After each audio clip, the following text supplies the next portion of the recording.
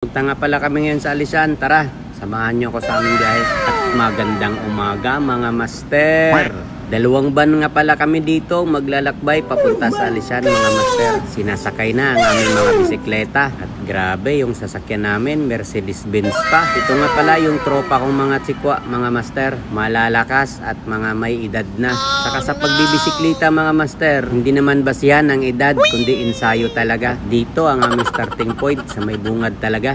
Nakarating din kami. Thank you Lord. Nakita natin si Kulnago. Nag-meeting muna kami bago kami aakyat lahat. Kasi yung iba sa gitna na nag-i-start. At yung mga van naman ay may dalang pagkain. Pwede din kaming magkikain doon. Ganun talaga magpreparasyon ang mga tsikwa sa long ride pag may van mga master. Dito isang grupo pa kami. Grabe ang lalakas nila sa starting. At syempre tayo kondisyon eh. Pakita mo natin yung bunbuna natin. Ako po matanda na talaga. At ayun na ang aming van. Nauna na. Syempre ang aking laupan hindi magpapahuli. Dito na, umarangkada. Grabe yung pacing namin dito, 15 hanggang 17.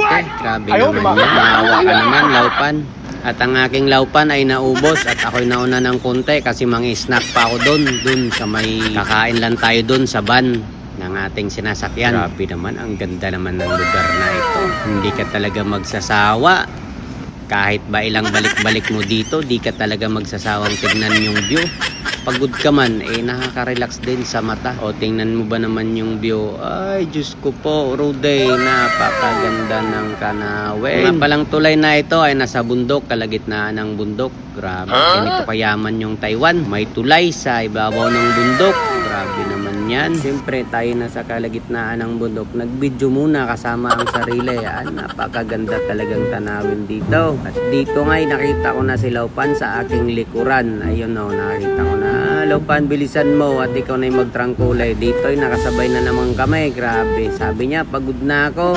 Ay nahine na tayo. Sabi ko naman sa kanya, ito lang naman yung nagmamadali, Laupan. At sa 3 oras naming pagbaybay at naabot din namin ang ulo ng Alisan. Thank you Lord. Grabing pagod ito pero sulit ang pagod. Picture muna tayo sa may halige. Siyempre di mawawala yung pagkain. Picture muna sa pagkain. Ito nga pala yung aking record.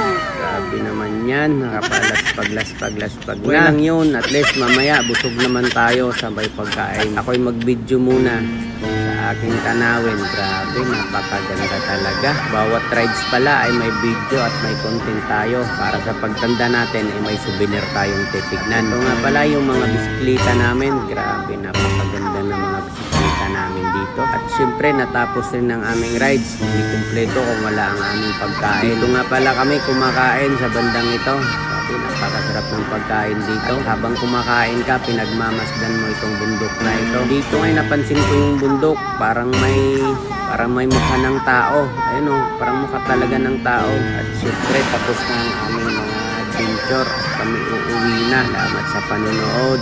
Ride safe po sa ating lahat. God bless po. Picture muna ako pa uwi. At nakasmile pa. Salamat po. God bless.